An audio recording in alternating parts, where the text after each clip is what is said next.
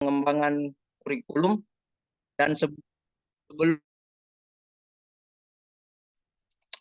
kuliah S2 pengembangan kurikulum, beliau juga telah melakukan pendidikan S2, S2 pendidikan dasar dan lagi-lagi di Universitas Pendidikan Indonesia.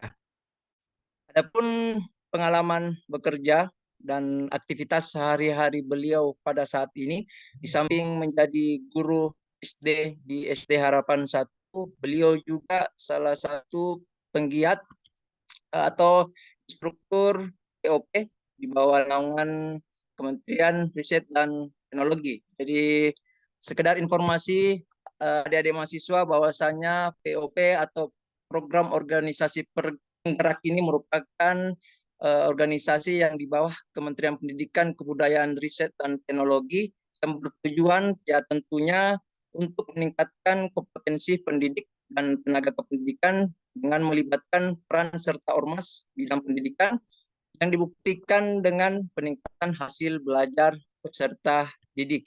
Nah, adapun karya tulis yang pernah dibuat oleh Pak Yoga Adi Pratama tidak jauh berbeda dengan judul kita yang terkait dengan implementasi pedagogik futuristik. Baik, adik-adik mahasiswa, Bapak Ibu sekalian, jadi seperti yang kita tahu bersama bahwasanya sebagai guru atau calon guru tentunya adik-adik mahasiswa harus menguasai empat kompetensi. Salah satunya kompetensi pedagogik itu sendiri. Kalau kita hubungkan dengan pedagogik futuristik, di mana pedagogik futuristik ini merupakan sebuah konsep pendidikan yang berbasis pendekatan filosofis serta mengutamakan kemampuan berpikir dan reflektif bagi mahasiswa, tentunya untuk dapat memahami kehidupan yang begitu multidimensional untuk mengaplikasikannya dan mengendalikannya di kehidupan sehari-harinya. Adapun pengaplikasian dari pedagogik futuristik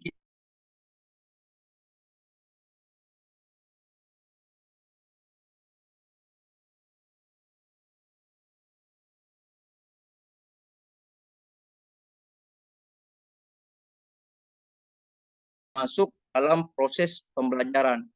Tidak perlu berlama-lama. Jadi untuk adik-adik sekalian, siapkan telinganya, siapkan pulpen dan secarcik kertas. Dengarkan dengan seksama penjelasan dari Pak Yoga Adi Pratama terkait dengan implementasi pedagogik futuristik. Mudah-mudahan setelah Kak Yoga mempresentasikan, insya Allah akan mendapatkan bekal di kemudian harinya. Adapun untuk teknis pelaksanaan kuliah tamu kita ini, izin Pak Yoga Adi Pratama, saya akan membuka 3 sesi ya Pak. Yang pertama tentunya sesi pertama pemaparan dari Pak Yoga Adi Pratama terkait dengan pedagogik futuristik, sesi kedua sesi tanya jawab, dan sesi ketiga ya tentunya penutup.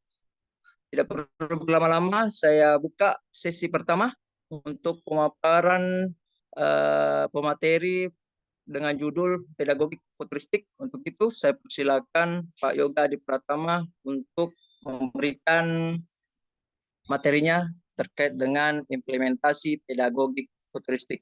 Saya persilakan dengan hormat. Oke, baik. Terima kasih Bapak Moderator, Bapak Inayah yang luar biasa, kece badai. Jangan badainya saja ya, harus kece badai. Baik, bismillahirrahmanirrahim. Assalamualaikum warahmatullahi wabarakatuh. Waalaikumsalam warahmatullahi wabarakatuh. Selamat siang, salam sejahtera. Yang saya hormati, yang saya banggakan, ini Bapak Muhammad Ilham, rekan saya di satu organisasi dan kita sering berkolaborasi, bahkan di masa pandemi kita berdua bisa melaksanakan lebih dari 50 kegiatan pelatihan, workshop, dan webinar. Ini berkat dedikasi yang luar biasa dari Bapak Muhammad Ilham ini ya. Oke. Yang saya hormati Bapak Ilham ini sebagai koordinator prodi, luar biasa sekali, koordinator prodi termuda ya, jadi keren sekali nih Unsulbar. Kemudian yang saya hormati Dekan FKIP yang mungkin berhalangan, yang saya hormati Bapak Ibu dosen Unsulbar prodi PGSD, dan saya banggakan rekan-rekan, teman-teman, adik-adik mahasiswa yang tetap semangat meskipun hari ini hari libur. Tetapi karena kita memperingati Hari Guru Nasional, maka kita coba untuk mencurahkan semangat dan mengorbankan sedikit energi kita untuk sama-sama berjuang menjadi guru yang profesional. Amin ya rabbal alamin. Oke, baik. Selanjutnya saya izin share screen ya teman-teman, adik-adik mahasiswa. Oke. Sudah terlihat? Sudah, Pak.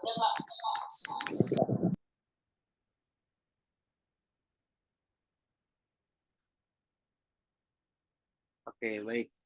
Tema kali ini adalah requestan dari sahabat saya ya, Pak Muhammad Ilham, ini mengenai pedagogi futuristik ini, karena memang kita akan menghadapi masa depan yang tidak bisa diprediksi. Maka kemampuan kita harus ditingkatkan gitu ya. Jadi atribut kita sebagai guru itu harus dilengkapi supaya masa depan kita bisa hadapi dengan baik-baik saja begitu. Maka tema yang coba kita diskusikan hari ini adalah mengenai pedagogi futuristik sebagai landasan Merdeka Belajar. Sumber-sumber yang saya ambil mengenai kajian pedagogi futuristik itu banyak dari bukunya Yusuf T. Herlambang, yang notabene guru saya juga. Jadi guru saya di UPI Bandung ada yang memang fokus mengembangkan pedagogi futuristik. Makanya banyak sumber, kalau Bapak Ibu ketik pedagogi futuristik, pasti yang keluar itu Herlambang.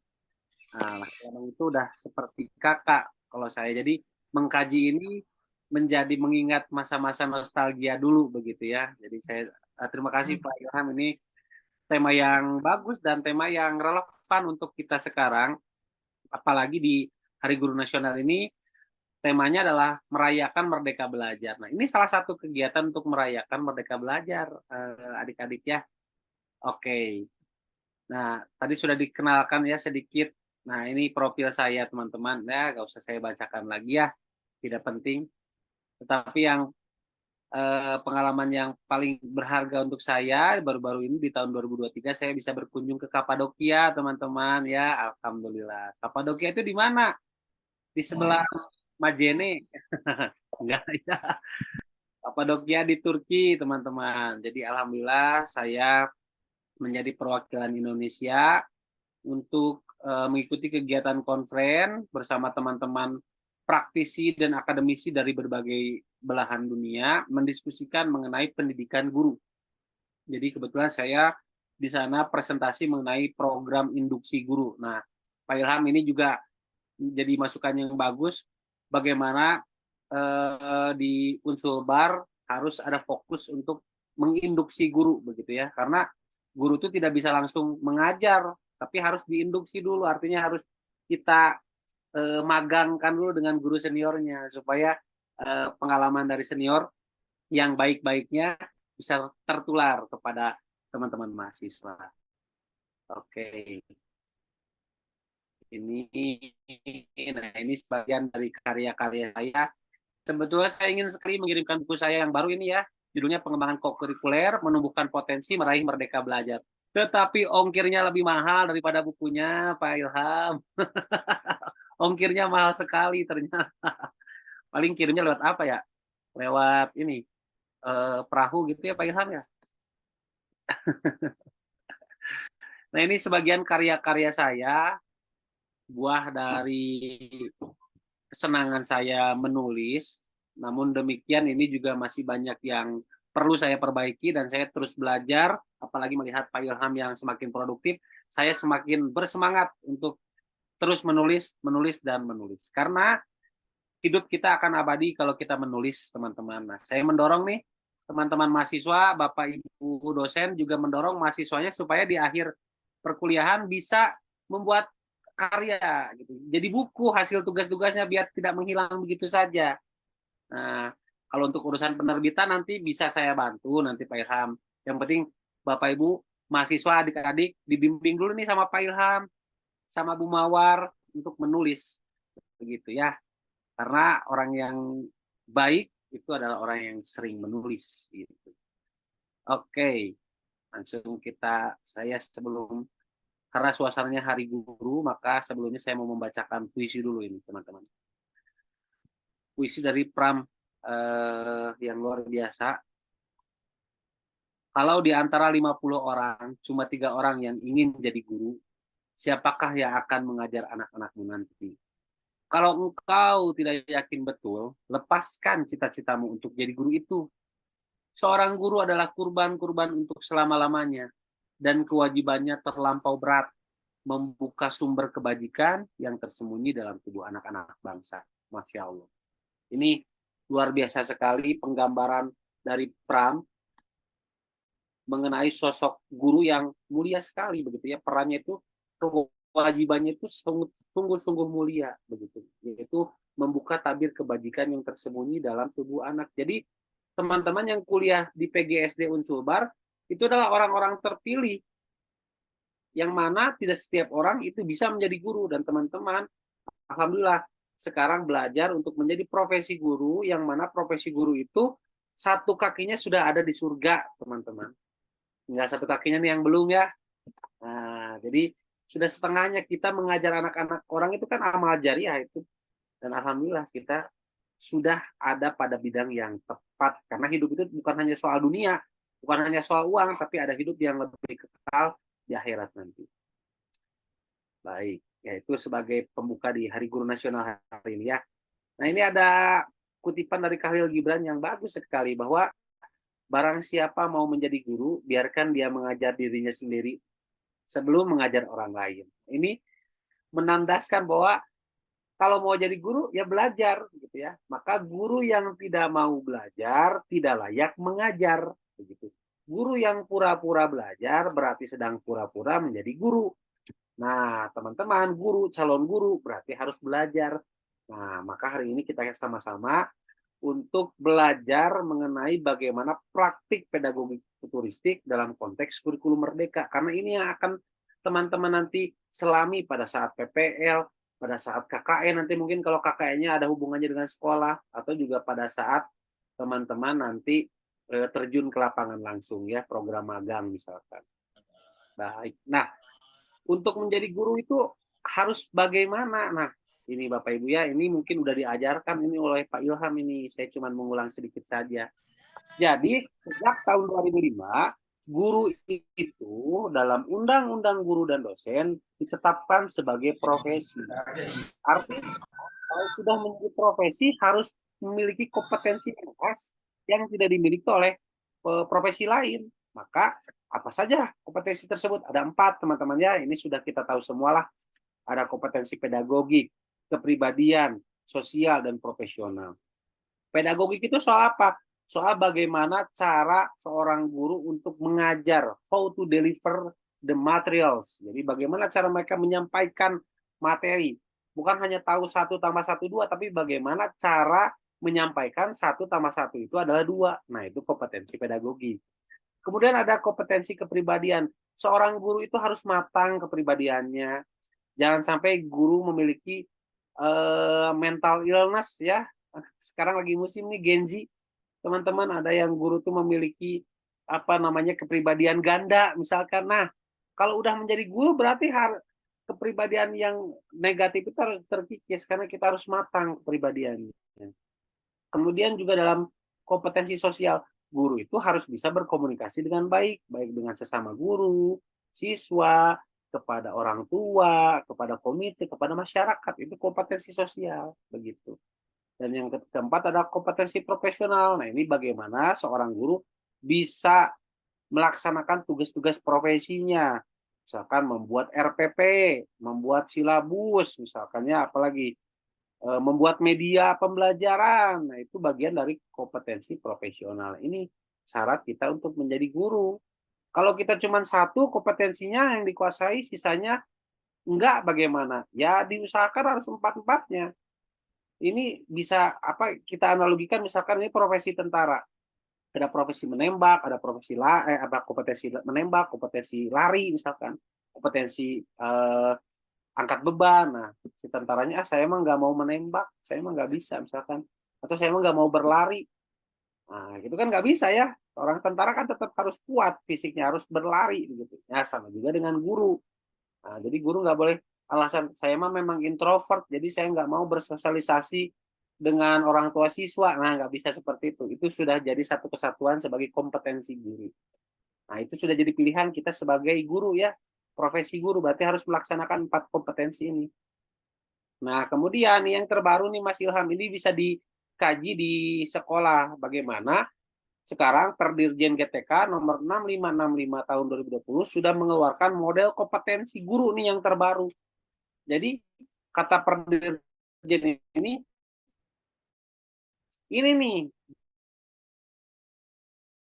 guru yang profesional itu ini gitu ya. Ada 3, ada praktik pembelajaran profesional dan ada pengembangan kompetensinya. Jadi kalau pengetahuan profesional itu adalah pengetahuan mengenai materi yang akan diajarkan, ya, mengenai struktur.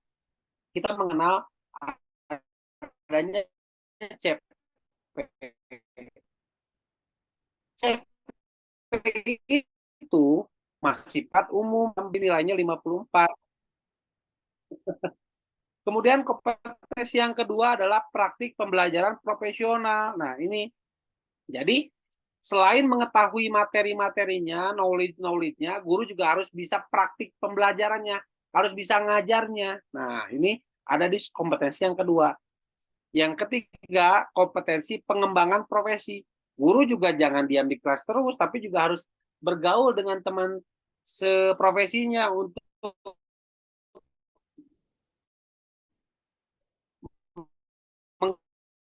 mengembangkan organisasi. Itu salah satu kompetensi yang sangat jelas Pak Yoga. Kasih ya. Oke, di sini hujan soalnya. Oke. Nah, yang akan kita fokuskan hari ini tidak semua kompetensi, tapi hanya kompetensi pedagogiknya saja berkenaan dengan mata kuliah ini ya. Oke, nah jadi kita akan sama-sama apa sih itu pedagogik gitu ya. Karena pedagogik ini udah harusnya menjadi ruh kita sebagai guru SD gitu ya. Ini udah menjadi bahan dasar kita sebagai guru SD, yaitu kompetensi pedagogik. Nah, kompetensi pedagogik adalah kompetensi khas yang akan membedakan guru dengan profesi lainnya. Jadi kita bisa melihat, oh ini guru, oh ini bukan, itu dari kompetensi pedagogik. Sekarang banyak di daerah-daerah terluar, terdepan itu seorang TNI terpaksa mengajar karena tidak ada guru. Nah, ketika melihat profesi lain mengajar, kita bisa melihat ini pakai pedagogik atau tidak. Oh ternyata tidak. Nah, berarti bisa dikatakan ini bukan profesi guru, tetapi mengajar. Nah, jadi tetapi mengajar saja, misalkan seperti itu. Nah, ini bedanya. Jadi kalau kompetensi pedagogik mah ada hubungannya dengan tingkat perkembangan siswa gitu ya. Dan orientasinya adalah supaya peserta didik bisa menjadi pribadi yang paripurna, pribadi yang utuh, bisa menumbuhkan segala potensinya yang ada begitu ya. Itu yang dinamakan dengan kompetensi pedagogi. Nah, apa saja sih isi dari kompetensi pedagogik? Nah, ini menurut Permen Guru nomor 19 tahun 2005 menjelaskan ada 8 nih teman-teman. Ada pemahaman wawasan atau landasan kependidikan, pemahaman terhadap peserta didik. Nah, ini yang penting ya, apalagi di kurikulum Merdeka itu, guru harus bisa melakukan asesmen awal untuk kenal kepada anaknya, tahu gaya belajar anak-anaknya, tahu kemampuan anak-anaknya, itu di nomor 2. Kemudian pengembangan kurikulum, silabus, perancangan pembelajaran, pelaksanaan pembelajaran yang mendidik dan dialogis, pemanfaatan teknologi, evaluasi, dan pengembangan peserta didik untuk mengaktualisasikan berbagai potensi yang dimilikinya.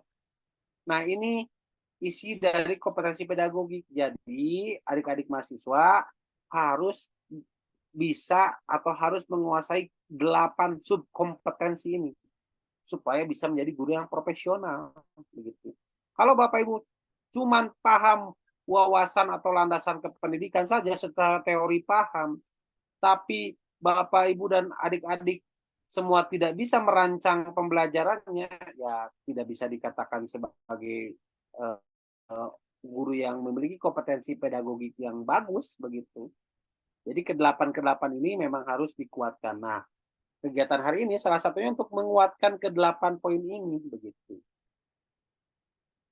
Nah, kemudian kompetensi pedagogik sebetulnya terdiri dari apa aja sih gitu ya? Kalau diurutkan sebetulnya ada 3 teman-teman. Jadi kompetensi menyusun rencana pembelajaran, kompetensi melaksanakan proses belajar mengajar, dan kompetensi penilaian belajar peserta didik. Jadi merencanakan, melaksanakan, mengevaluasi itu adalah di dalamnya ada kompetensi pedagogik begitu ya. Nah, yang saya khawatirkan memang guru-guru yang saya temui gitu ya di berbagai kegiatan banyak yang hanya melaksanakan pembelajarannya saja. Kadang rencana pembelajarannya di-download dari internet gitu ya. Tidak dibaca lagi karena hanya untuk pemenuhan administrasi saja. Kemudian pada saat penilaian juga nggak dilaksanakan gitu ya. Kadang-kadang udah beres ngajar, siswa dikumpulin hasilnya, udah nggak dinilai, nggak diberi feedback. Jika dinilai pun nggak dikasih feedback, gitu, nggak dikasih umpan balik. Padahal yang paling penting itu pada saat proses pembelajaran adalah umpan balik dari guru. Itu yang bisa memajukan siswa, umpan balik. Gitu. Oke. Nah, selanjutnya teman-teman, kita menghadapi generasi futuristis begitu ya. Nah, ini jadi kan kita udah memasuki abad 21, kemudian nanti mungkin ke abad 22, jelas kemampuan kompetensi-kompetensi yang tadi, perihal kompetensi pedagogik ini perlu di-upgrade begitu. Kenapa harus di-upgrade? Karena yang akan kita hadapi adalah generasi futuristis. Apa itu generasi futuristis? Adalah generasi yang mampu berpikir jauh ke depan, tanpa batasan, dan mengetahui apa saja yang terjadi dan bagaimana beradaptasi pada masa depan. Jadi mereka masih anak-anak nih, anak-anak saya ini ya, memang hidup sudah bermandikan teknologi, sehingga dia punya potensi untuk berpikir lebih jauh daripada saya. Jadi anak-anak yang sekarang baru 5 tahun, 4 tahun gitu ya, itu memiliki potensi untuk berpikir jauh sekali beyond gitu ya. Nah, maka ini harus diantisipasi. Nggak bisa kita ngajar kayak dulu begitu ya. Nggak bisa kita ngajar gitu-gitu aja. Karena yang kita hadapi adalah generasi futuristis yang memiliki kemampuan kreativitas yang tinggi gitu ya. Jadi alangkah sedihnya jika anak dari rumah sudah memiliki seperangkat kreativitas, tetapi ketika di kelas itu kita batasi. Sedih sekali. Kasihan begitu ya anaknya. Maka era baru memerlukan pendekatan baru. Mari berkenalan dengan pedagogik futuristik, begitu ya. Nah, sekarang apa itu pedagogik futuristik? Nah, teman-teman mungkin sudah tahu ya, pedagogik itu apa, futuristik itu apa. Pedagogik itu ilmu mengajar anak-anak. Futuristik itu masa depan, berarti mengajar anak-anak di masa depan, gitu. Nah, kita coba telaah lebih dalam karena ini dalam konteks akademis. Jadi tadi seperti sudah disinggung oleh Bapak moderator bahwa pedagogi futuristik itu tidak bisa kita maknai dalam konteks yang lebih praksis, tapi ini adalah konsep filosofis begitu ya. Bagaimana pedagogi futuristik itu adalah sebuah pemikiran, sebuah aliran begitu ya, yang menempatkan masa depan sebagai orientasi dari pembelajaran gitu. Jadi pedagogi futuristik merupakan alternatif pendidikan untuk masa depan dan pendidikan yang berperspektif global yang dalam implementasinya membutuhkan para pendidik yang visioner dan berkesadaran kritis atas cita-cita kehidupan masa depan bangsa. Jadi pedagogi futuristik ini memang orientasinya adalah perspektif global. Kita harus paham bahwa anak-anak didik kita itu dengan internet bukan hanya warga Indonesia saja. Jadi di Sulbar anak-anak bukan hanya warga Sulbar saja, tapi sudah menjadi warga dunia. Itu yang disebut dengan kosmopolitan. Kosmopolitan itu berarti kita sudah menjadi warga dunia nih. Maka dalam menyiapkan anak-anak yang menjadi warga dunia perlu pendekatan pedagogik yang baru, yaitu pedagogi futuristik. Begitu. Dan ini juga orientasinya adalah untuk mengembangkan bangsa, begitu. Nah, maka diperlukanlah guru-guru yang visioner dalam pedagogik futuristik. Nah, jadi seorang guru yang menerapkan pedagogik futuristik adalah guru-guru yang visioner, berpikir jauh ke depan sama dengan anak-anaknya. Nah, kemudian hakikat pedagogik futuristik itu apa? Pedagogik futuristik merupakan sebuah konsep berwawasan masa depan yang berpijak pada sebuah gagasan substansi tentang hakikat manusia sebagai makhluk multidimensi. Jadi, pedagogik futuristik itu memandang bahwa manusia itu makhluk yang unik dan khas serta multidimensi. Tidak bisa makhluk atau manusia itu dipandang dari satu sudut pandang saja, karena manusia, ada man jasad, usia itu adalah umur, begitu ya, sehingga tidak bisa kita pandang sebagai tidak bisa. Dulu mungkin kita belajar oleh guru sepertinya dimonodimensikan. Misalkan siswa yang pintar itu adalah siswa yang senang matematika, misalkan. Itu kan hanya satu dimensi. Padahal ada siswa di sebelah pojok sana yang jago main bola. Padahal ada siswa di sebelah pojok kanan yang jago melukis. Berarti multidimensi. Tidak bisa kita dobrak oleh pedagogik futuristik yang memandang manusia itu sebagai manusia. Memanusiakan manusia adalah pedagogik futuristik. Begitu. Nah, kemudian apa saja prinsip pedagogik futuristik? Ada 5 nih teman-teman ya. Yang pertama orientasinya masa depan. Kita berpikirnya sudah tidak hari ini, tapi masa depan. Maka dalam praktiknya, hal yang diajarkan ke anak itu harus pragmatis progresivisme. Yang mana hal yang diajarkan adalah hal-hal yang esensial dan penting saja. Karena kita berpikirnya untuk membekali anak-anak supaya bisa hidup dan menghidupi di masa depan. Begitu. Bukan hanya untuk sekarang. Kemudian yang kedua, membangun kesadaran kritis. Pedagogi futuristik dibangun oleh kerangka berpikir. Jadi melatih anak untuk berpikir adalah melatih untuk pedagogi futuristik, begitu ya. Kita sering temui ya kemarin hasil ANBK literasi numerasi yang memang masih belum mengembirakan nilainya. Karena apa? Karena memang tidak diajarkan untuk berpikir. Jadi membangun kesadaran kritis itu bukan tugas sehari 2 hari atau dileskan atau didrillkan. Tidak, tetapi ini membangunnya perlu proses yang panjang. Bagaimana guru bisa menyiapkan pertanyaan-pertanyaan yang kritis.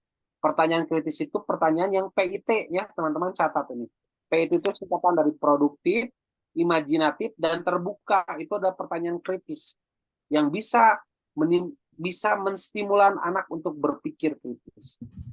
Kemudian yang kedua, budaya progresif transformatif.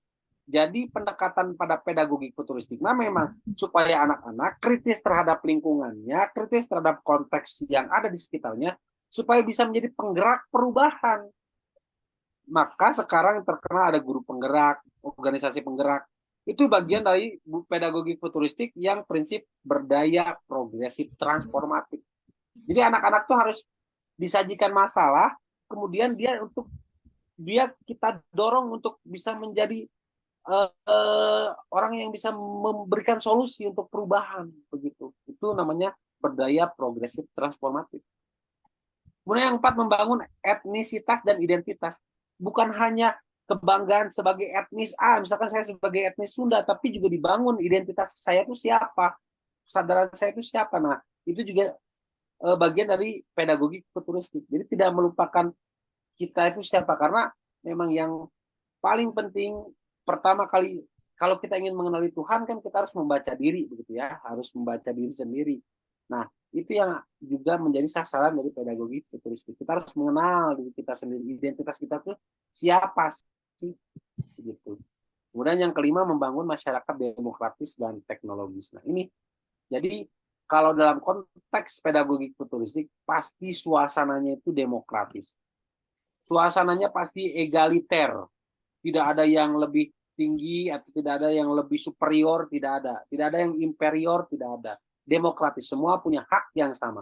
Maka nanti hasilnya adalah inklusivitas dalam sekolah. Kemudian teknologis, jelas pedagogi futuristik itu memanfaatkan teknologi sebagai framework dalam melaksanakan pendidikan. Begitu. Nah, kemudian apa saja unsur-unsur pedagogi futuristik? Ya, mohon maaf, ini bukan pedagogi kritis, ini saya salah tulis. Ini pedagogi futuristik itu ternyata ada 3 unsur-unsurnya. Ada imajinasi, ada spiritualitas, dan pendidikan holistik. Ini unsur penting yang akan muncul ketika kita betul-betul mempelajari pedagogi futuristik 3. Yang pertama imajinasi, yaitu aktivitas berpikir yang didukung oleh prinsip-prinsip alat untuk bergerak ke arah yang lebih jauh untuk memahami hakikat realitas. Jadi kita tuh jangan membatasi anak untuk berimajinasi. Ada yang dulu mungkin ya seorang ilmuwan berpikir bahwa bisa nggak ya kita terbang seperti burung. Nah, sekarang kan terbukti ya bahwa ada pesawat. Itu adalah bagian dari imajinasi yang terbukti. Kemudian film-film teknologi kayak The Matrix dan lain sebagainya, itu kan bagian dari imajinasi ya, kayak film Avenger itu imajinasi. Dan imajinasi itu yang akan membawa manusia menuju peradaban yang lebih baik begitu. Jadi imajinasi itu beyond dan lebih tinggi daripada keterampilan C6 dalam taksonomi Bloom. Nah, ini yang menjadi unsur pedagogi futuristik, imajinasi. Kita bawa anak-anak untuk berimajinasi, mengeluarkan apa yang mereka impikan, mereka dambakan, begitu ya. Itu bagian dari unsur pedagogi futuristik, imajinasi. Kemudian yang kedua adalah spiritualitas. Nah, dalam pedagogi futuristik memandang bahwa pendidikan sejatinya benar-benar mampu memerdekakan manusia untuk berkembang sesuai fitrah kemanusiaan. Jadi memang spiritualitas itu adalah hal yang penting pada pedagogi futuristik. Jadi tidak dilupakan. Kalau dulu mungkin di pedagogi sebelumnya atau di konsep atau di pendekatan kayak progresif John Dewey misalkan, itu kan terlalu duniawi gitu ya, jadi tidak ada spiritualitas. Tapi kalau untuk yang pedagogi futuristik justru kita harus lebih memahami spiritualitas. Kemudian ada pendidikan holistik yang mana pada dasarnya individu dapat menemukan identitas, makna, dan tujuan hidup melalui hubungannya dengan masyarakat, alam, dan spiritual. Jadi konektivitas antara sekolah, masyarakat, alam, nilai spiritual, semuanya itu akan membangun pendidikan yang lebih komprehensif dan holistik begitu. Jadi kita tuh nggak ngajar tuh jangan di kelas aja gitu ya, konteksnya kita coba kaitkan dengan materi yang ada di lingkungan. Kita coba hubungkan permasalahan yang ada di dunia dengan pembelajaran hari ini. Nah, itu bagian dari pendidikan holistik, teman-teman. Nah, kemudian apa saja tujuan pendidikan futuristik? Yang paling pertama itu tujuannya memanfaatkan teknologi informasi dulu gitu ya. TIK dalam pembelajaran itu sudah salah satu bentuk kesadaran kita mengenai pedagogi futuristik. Misalkan teman-teman ngajar pakai Infocus misalkan ya, atau menggunakan memanfaatkan platform YouTube misalkan, itu salah satu bentuk pedagogi futuristik yang pertama. Yang kedua, fokus kepada kompetensi, mengembangkan kompetensi. Jadi bukan lagi konten base, berbasis konten, yang mana anak disuruh menghafal ribuan materi begitu ya. Tidak, tetapi anak tidak perlu banyak hafal materi, tetapi anak diarahkan untuk memiliki skill, memiliki kompetensi, misalkan kompetensi leadership, misalkan. Nah, itu kita bantu anak supaya bisa memimpin dirinya sendiri dan memimpin teman-temannya. Anak-anak kita dorong bisa bertanggung jawab, anak-anak kita dorong bisa berkomunikasi dengan baik. Itu mulai kita mengimplementasikan tulis. Tujuannya adalah berpikir kritis, memecahkan masalah, dan berkolaborasi ya, yang mana kemampuan-kemampuan ini adalah kemampuan abad 21. Nah, dengan kita ngajar mengintegrasikan creative thinking, critical thinking, komunikatif, dan kolaboratif, maka kita juga mendukung pedagogi futuristik untuk diimplementasikan begitu. Yang keempat, mewujudkan cita-cita bangsa, yaitu masyarakat bangsa Indonesia yang sejahtera dan bahagia ya. Jadi melalui pedagogi futuristik kita bisa membuka peluang untuk membangun bangsa yang lebih baik, membangun bangsa yang sejahtera, bangsa yang maju begitu ya. Terakhir melahirkan jiwa leadership peserta didik. Nah, terakhirnya si pedagogi futuristik ini bertujuan supaya anak-anak kita tuh bisa memimpin, baik memimpin dirinya maupun memimpin orang di sekitarnya. Nah, ini tujuan dari pedagogi futuristik. Oke. Kemudian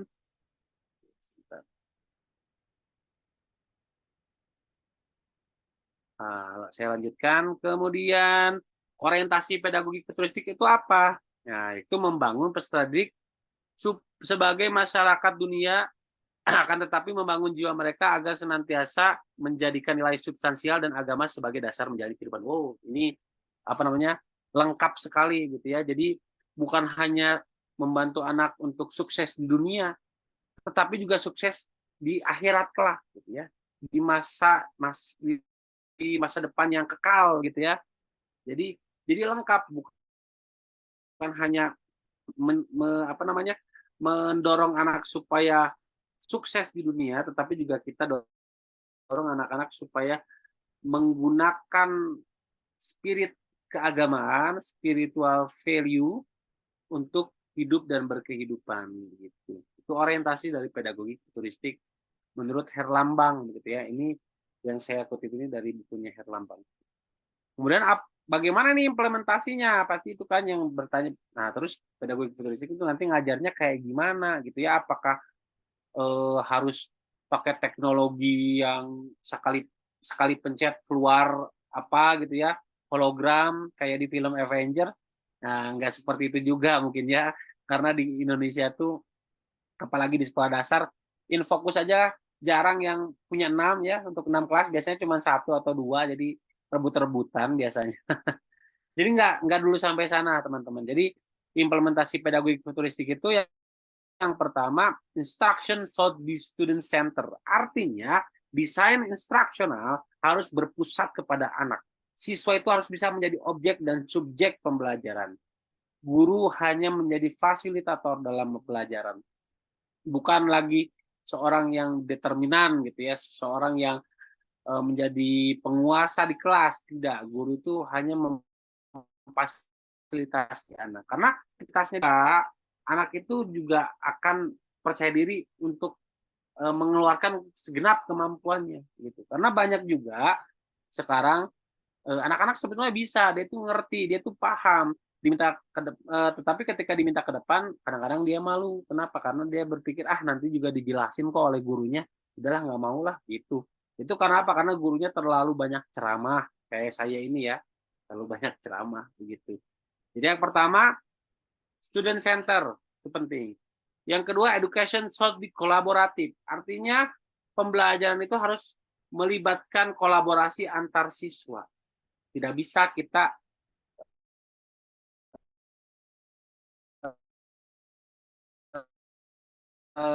dorong anak-anak bukan abad kompetitif lagi. Maka kalau pengen sukses mah ya berkolaborasi begitu ya. Nah, ini juga sama di pendidikan gitu ya, di pembelajaran kita harus buat setting supaya anak bisa berkelompok dengan teman-temannya. Ini itu salah satu contoh implementasi pedagogi futuristik. Yang ketiga, learning should have context. Jadi mata pelajaran, materi pelajaran itu harus dikaitkan dengan kehidupan sehari-hari anak begitu. Nah, ini juga yang penting dalam meningkatkan literasi dan numerasi. Literasi dan numerasi itu bisa berkembang manakala kita diawali oleh konteksnya dulu. Itu misalkan anak-anak di rumah siapa yang punya ayam? Saya bu, saya bu, saya bu. Nah, itu adalah kita pertama mengeluarkan konteks dulu. Jadi jangan langsung kita kasih instruksi, tapi kita nggak pakai konteks. Jadi kita harus pakai konteks itu. Konteks yang bagus adalah konteks yang dekat dengan dunia anak. Yang lagi ngetren apa, misalkan itu kita angkat sebagai bahan untuk diskusi di kelas. Gitu ya. Nah, ini salah satu contoh implementasi pedagogi futuristik. Yang keempat adalah school should be integrated with society. Nah, ini makanya di P5 ada namanya aksi nyata ya. P5 itu proyek penguatan profil pelajar Pancasila ya. ada aksi nyata. Nah, aksi nyata itu adalah bagian dari upaya mendorong sekolah untuk terintegrasi dengan lingkungan sekitar, dengan society. Jadi sekolah itu jangan jangan tidak berdampak gitu ya. Kata Najwa juga harus bergerak berdampak. Nah, bergerak di sekolah berdampak di masyarakat. Misalkan anak ditugaskan buat poster. Nah, posternya bukan hanya udah jadi, udah dinilai tidak, tapi harus berdampak, tempel misalkan di masyarakat, di pos kamling, tempel di posyandu. Nah, itu bagian dari school should be integrated with society. Jadi ini implementasinya ada 4 begitu ya, secara umum gitu, mengenai pedagogi futuristik. Nah, kemudian selanjutnya, apakah pedagogi futuristik dapat menjadi landasan kurikulum baru? Ini visitan kita selanjutnya. Oke. Ini Bapak Ibu ya, adik-adik mahasiswa. Kurikulum di Indonesia itu udah rubah 11 kali. Banyak sekali perubahannya gitu. Nah, ini yang terdengar di bawah, jadi terdengar di grassroots itu kebanyakan penolakan. Kurikulum yang bagus mah kurikulum sebelumnya, bukan kurikulum sekarang. Kurikulum yang bagus mah kurikulum dahulu, misalkan tahun 2013, tahun 2006, misalkan. Pasti adik-adik mahasiswa mendengar hal tersebut keluar dari mulut para guru-guru. Mengapa hal tersebut bisa terjadi? Mengapa resistensi itu terjadi, begitu ya? Setiap ada yang baru, pasti yang pertama adalah penolakan. Mengapa? Karena memang yang paling mudah ketika ada perubahan adalah bertahan, itu teman-teman ya. Jadi ketika ada perubahan datang, yang paling mudah mah bertahan, diam, daripada ikut arus yang akan capek gitu ya. Kita yang paling mudah mah bertahan, tapi namanya bertahan lama-lama juga akan hancur begitu. Maka harusnya kita ikut belajar ya, menyambut perubahan, karena tidak ada yang abadi kecuali perubahan. Nah, kita sudah 11 kali perjalanan kurikulum Indonesia sampai di ke-11 sekarang kita kurikulum merdeka. Coba ada yang tahu kurikulum merdeka itu apa, adik-adik mahasiswa? Boleh dong, ada yang mau berpendapat biar saya bisa diskusi, silakan. Sudah belajar adik-adik mahasiswa?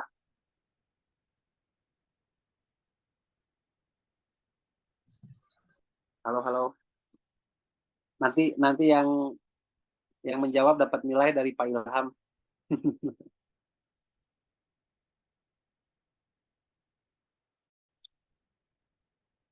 Sepertinya masih malu-malu ya. Apa sih kurikulum merdeka? Apakah kurikulum yang bebas merdeka? Jadi siswa itu bebas belajar apa saja? Apakah seperti itu? Nah, nanti kita akan coba bahas ya. Nah, sebelum ke kurikulum merdeka itu apa, kita bahas dulu mengapa kurikulum berubah. Why gitu ya. Why the curriculum has changed gitu ya. Mengapa kurikulum berubah?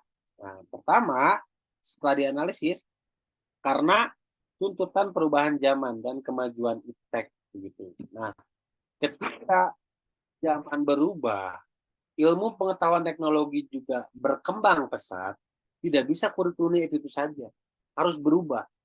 Kurikulum itu terus-terusan mengikuti tren zaman, tren perkembangan zaman begitu. Sehingga haruslah berubah. Yang kedua, agar dapat memenuhi kebutuhan belajar siswa. Karena kebutuhan belajar saya dulu dengan kebutuhan belajar teman-teman mahasiswa sekarang berbeda. Zamannya berbeda. Maka harus dirubah kurikulumnya. Yang ketiga, agar dapat menyiapkan generasi masa depan yang visioner. Supaya kurikulumnya berdampak, maka harus dirubah. Dan ini akan bisa mengembangkan kemampuan berpikir kritis supaya jadi orang-orang yang visioner. Begitu. Dan terakhir, agar siswa dapat belajar sesuai kodrat keadaannya. Begitu. Hal ini sebetulnya sudah lama, gitu ya. Tapi di kurikulum yang terbaru memang ditekankan supaya anak-anak itu bisa terdiferensiasi. Terdiferensiasi itu artinya anak belajar sesuai dengan fitrahnya. Kalau dia memang senangnya olahraga, berarti harus jadi olahragawan, jangan dipaksa jadi matematikawan. Begitu. Ini yang perlu kita sama-sama pahami. Oh, ternyata memang kurikulum berubah itu banyak manfaatnya, bukan banyak negatifnya, begitu ya. Nah, salah satunya adalah supaya siswa dapat menemukan segala potensinya tanpa harus dipaksa untuk menjadi pribadi yang lain. Karena di kurikulum sebelumnya mungkin banyak yang seperti itu. Saya senangnya sih sebetulnya musik, tapi guru itu tidak pernah memberikan pelajaran musik. Berarti guru tersebut mengajar atas kebutuhan siapa? Kebutuhan dirinya sendiri. Padahal harusnya kebutuhan siswa. Begitu. Dan ini salah satu alasan mengapa kurikulum berubah. Begitu ya. Nah, sekarang mengapa kurikulum merdeka? Ya, kenapa sih harus kurikulum merdeka? Kenapa nggak kurikulum yang lain? Kenapa nggak kurikulum 2013 aja kita pelajari lebih baik begitu ya? Nah, ada 3 alasan. Ini menurut BSKP. Yang pertama, krisis belajar. Kita tahu sejak keikutsertaan Indonesia dengan PISA dan TIMSS di tahun 2003 sampai dengan terakhir 2018 membuktikan bahwa Indonesia itu mengalami krisis belajar. Apa itu krisis belajar? Krisis belajar itu tidak ada peningkatan signifikan perihal kemampuan anak dalam hal literasi, matematika, dan sains juga. Tidak ada peningkatan. Artinya apa? Artinya anak sekolah tapi tidak belajar. Itu krisis belajar namanya. Jadi anak itu tiap hari ke sekolah, tapi pulang-pulang teh nggak meningkat kemampuan berpikirnya, nggak meningkat rasa tanggung jawabnya, nggak meningkat rasa empatinya. Nah itu namanya krisis belajar. Gitu. Karena pada hakikatnya belajar adalah usaha untuk merubah tingkah laku. Begitu. Nah, itu yang pertama ya. Yang kedua, kita mengalami pandemi yang luar biasa hebat, namanya pandemi COVID-19. Nah, karena suasana pandemi yang mengerikan, maka terjadi pemindahan ruang belajar dari daring, dari luring ke daring, gitu ya, dari tatap muka ke tatap maya. Nah, perubahan ini ternyata mengakibatkan learning loss karena memang mendadak dan tidak disiapkan begitu, sehingga terjadi learning loss yang luar biasa. Learning loss itu bahkan menurut Kemendikbud setelah disurvei untuk kemampuan literasi anak-anak itu mengalami learning loss sebesar 6 bulan. Untuk matematika sebesar 5 bulan. Artinya apa? Artinya dalam 1 tahun itu diibaratkan anak tidak belajar selama 6 bulan. Padahal nyatanya anak belajar setahun. Tapi hasil yang didapat cuma 6 bulan untuk literasi. Kalau literasi cuma 5 bulan. Begitu. Itu learning loss. Sehingga pemerintah memikirkan strategi apa ya supaya kita bisa mengantisipasi learning loss ini. Begitu. Yang ketiga, isu relevansi kurikulum sebelumnya. Nah, hasil studi BSKP ternyata menyatakan kurikulum 2013 itu sudah tidak sesuai, teman-teman. Banyak hal yang perlu dibenahi. Misalkan dalam konteks pemahaman penggunaan bahan ajar aja ya, penggunaan buku. Banyak guru-guru yang belajar, guru-guru yang mengajar mengikuti buku tema saja. Nah, padahal buku tema itu hanya salah satu sumber ajar, bukan sumber satu-satunya. Begitu. Nah, jadi banyak hal-hal yang ketika dikaji, ternyata banyak yang melenceng. Seperti mungkin pemahaman komprehensif tentang penilaian. Dulu di kurikulum 2013, penilaian itu harus dinilai sikapnya, pengetahuannya, dan kognitifnya. Dan ini menambah beban kerja bagi si guru. Padahal kenyataannya penilaian itu karena siswa itu atau anak dipandang multidimensional harus terintegrasi sebetulnya. Ya, harus memang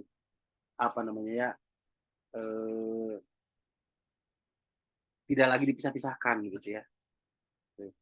Tapi kalau di kurikulum mereka, sekarang udah disatuin tuh begitu. Jadi inilah 3 alasan mengapa kurikulum merdeka hadir begitu. Nah, selanjutnya kita coba memahami apa itu kurikulum merdeka. Nah, teman-teman bisa lihat gambar ini. Nah, gambar ini adalah gambar framework bagaimana implementasi kurikulum Merdeka. Jadi di kurikulum Merdeka itu ada tujuan utamanya. Kalau dulu tujuannya baru di tujuan pendidikan nasional di Undang-Undang Sisdiknas tahun 2003. Nah sekarang Undang-Undang Sisdiknas itu diperas lagi menjadi profil pelajar Pancasila. Itu jadi outcomes kita. Jadi teman-teman adik-adik mahasiswa kalau misalkan ngajar, tahu nih tujuan ngajarnya itu apa? Untuk menjadikan siswa sebagai pelajar Pancasila. Ya, ada beriman bertakwa, berkebinekaan global, mandiri, gotong royong, kreatif, dan berpikir kritis, bernalar kritis. Ini adalah tujuan utamanya. Untuk mencapai tujuan tersebut, maka strateginya itu ada 4. Melalui intrakurikuler, ekstrakurikuler, dan kokurikuler, proyek penguatan profil, ya P5, serta budaya sekolah. Nah, ini.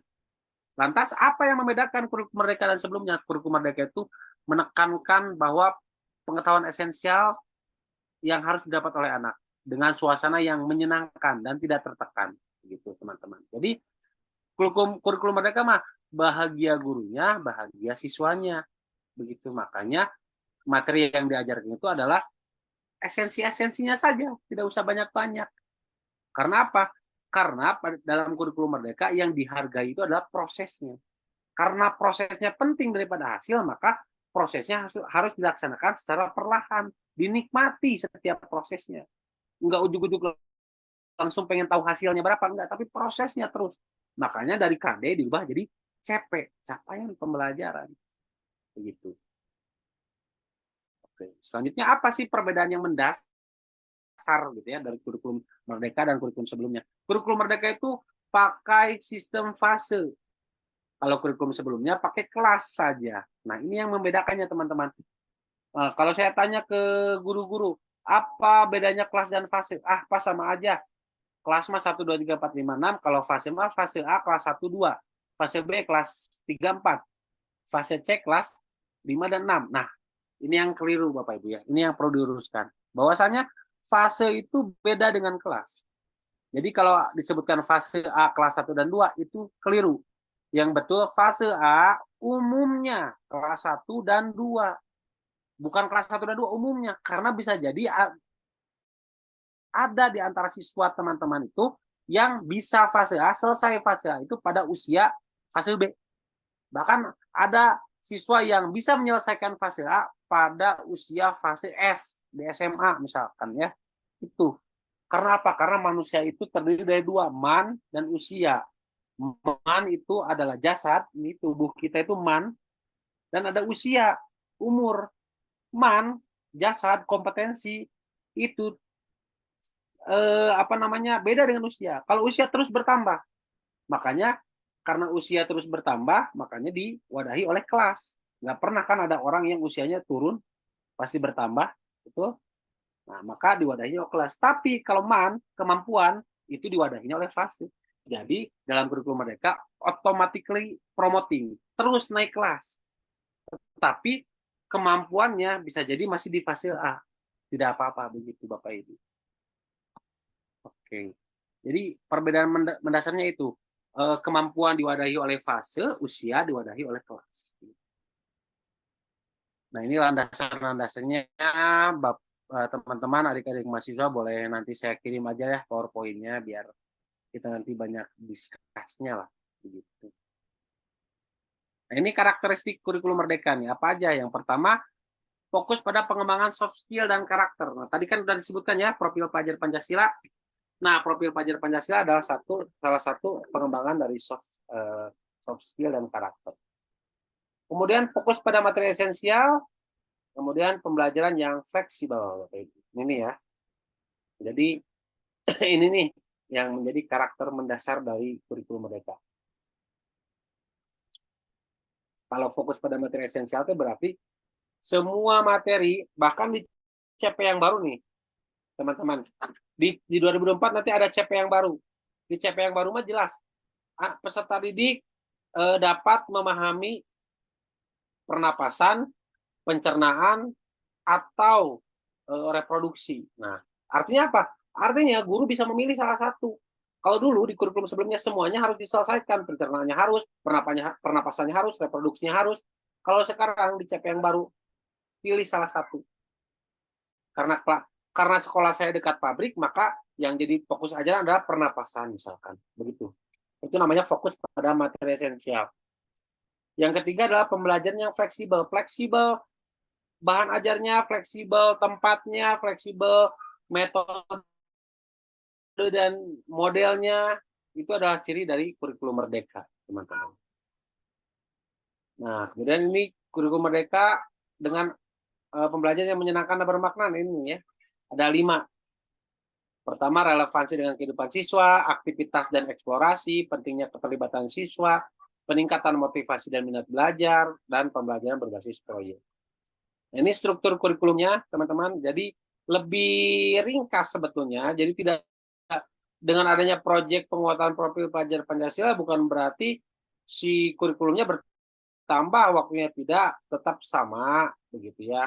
Hanya saja ada beberapa perubahan seperti IPA dan IPS digabung menjadi IPAS. Gitu. Oke, nah kemudian pelajaran seni itu dipilih 1 tahun itu 1 seni. Misalkan di kelas 3 seni musik, di kelas 4 nanti seni rupa. Itu tergantung melihat kebutuhan anak. Ingat sekali lagi, yang jadi dasar adalah kebutuhan si anak. Untuk desain instruksinya adalah menggunakan backward design dari Wijin dan Tige. Nah, jadi untuk di kurikulum Merdeka mah kalau dulu mungkin kita merencanakan dulu apa yang akan dilaksanakan, baru penilaian di akhir. Nah, sekarang mah di kurikulum mereka dibalik. Pertama tentukan tujuannya dulu apa, kemudian tentukan penilaiannya bagaimana, terakhir tentukan aktivitasnya bagaimana. Jadi kita tahu dulu apa yang mau dicapai. Kalau dulu mah nggak tahu ya, ngajar aja dulu. Nah, ngajar, baru nanti penilaiannya ini. Enggak. Sekarang mah justru tujuan dulu, penilaiannya, baru terakhir adalah aktivitasnya. Oke. Nah, terakhir, apa nih hubungannya pedagogik futuristik dan kurikulum merdeka? Nah, setelah kita cermati seksama, berarti yang pertama adalah baik pedagogik futuristik maupun kurikulum merdeka sama-sama mendudukan siswa sebagai makhluk yang multidimensional dalam kehidupan. Artinya, siswa itu dianggap unik dan khas dan semuanya harus difasilitasi. Semua siswa itu ABK, berkebutuhan khusus. Saya berkebutuhan khusus.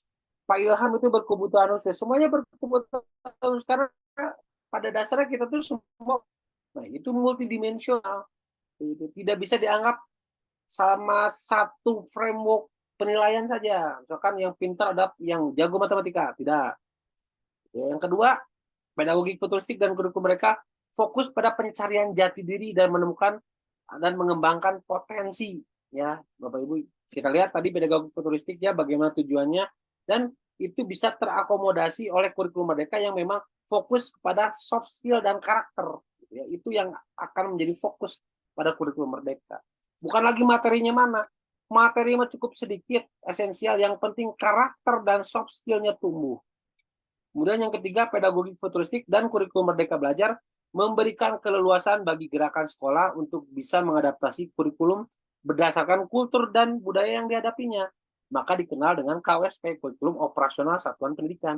Maka sekolah itu diberi keleluasaan membuat perangkat ajar sendiri, membuat bahan ajar sendiri, sumber belajar sendiri yang sesuai dengan lingkungan sekolahnya. Tidak bisa disamaratakan. Nah, itu yang ketiga.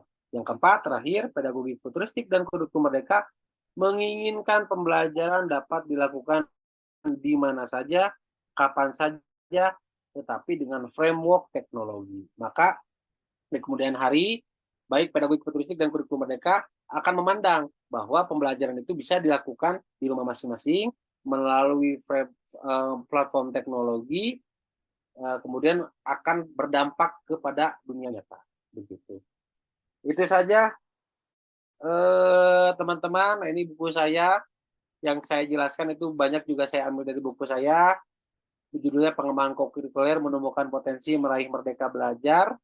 Jika teman-teman berminat, boleh ini ada bit.ly-nya silahkan. Tetapi saya tidak jualan ya. Begitu. Pengennya dibagiin teman-teman. Tapi sayang belum kaya saya. Baik, itu saja. Saya kembalikan kepada Bapak Moderator. Silakan, Bu.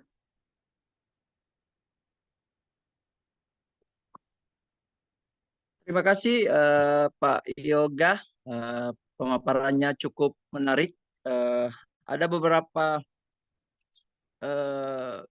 kesimpulan yang saya bisa petik dan kita ambil terkait dengan eh, implementasi pedagogik futuristik, di mana tujuan pedagogik futuristik ini terkait dengan bagaimana orientasinya di masa depan, sehingga siswa-siswa atau peserta didik kita bisa membangun kesadaran atau berpikir secara kritis, sehingga berdaya secara progresif maupun transformatif. Pertanyaannya, bagaimana implementasi pedagogi futuristik ini? Tentunya biasanya saya Pak Yoga Adi Pratama biasa menjelaskan bahwasanya kita sebagai guru atau calon guru tentunya harus pandai-pandai berimajinatif. Apa salahnya tadi yang dipaparkan oleh saya juga biasa berada-ada Pak. Misalnya papan tulis ini misalnya kayak film-film Avenger. Kadang kita hanya sentuh muncul apa yang kita inginkan. Jadi sebagai guru yang imajinatif, ya apa salahnya kita berimajinatif sehingga pedagogik futuristik ini tentunya bisa diimplementasikan di dunia pendidikan, sehingga apa yang diharapkan tentunya dalam mengaplikasikan pedagogik futuristik ini ya apa yang diharapkan guru terhadap siswanya ya tentunya yang pertama yang tadi dipaparkan oleh Pak Yogi, bahwasannya siswa harus dituntut untuk memanfaatkan teknologi informasi komunikasi, tentunya mengembangkan kompetensi, kemampuan berpikir kritis, dan sehingga apa yang diharapkan dalam tujuan pembelajaran itu bisa membuat peserta didik kita menjadi leadership. Dikaitkan dengan kurikulum Merdeka Belajar terkait dengan pedagogik futuristik ini, di mana kita harus melakukan proses pembelajaran di mana saja dan kapan saja ya Pak Yoga Adi Pratama, tapi tentunya harus ada tersedianya fasilitas dan sarana prasarana ya yang mendukung. Dalam hal ini ya tentunya teknologi informasi komunikasi ya Pak Yoga ya. Jadi baik Pak Yoga, karena tadi yang saya katakan bahwasanya setelah Pak Yoga memaparkan materinya, ya tentunya para peserta atau adik-adik mahasiswa kita sangat ingin mendalami terkait bagaimana sih implementasi pedagogik futuristik ini. Jadi saya tadi arahkan kalau masih malu-malu untuk bertanya melalui lisan atau mengaktifkan videonya, saya arahkan untuk bertanya di chat room Pak Yoga ya. Di sini kan tadi pesan Pak Yoga cukup menarik. Tentunya para peserta kuliah tamu kita ini juga ingin sangat mendalami apa sih itu terkait dengan pedagogik futuristik.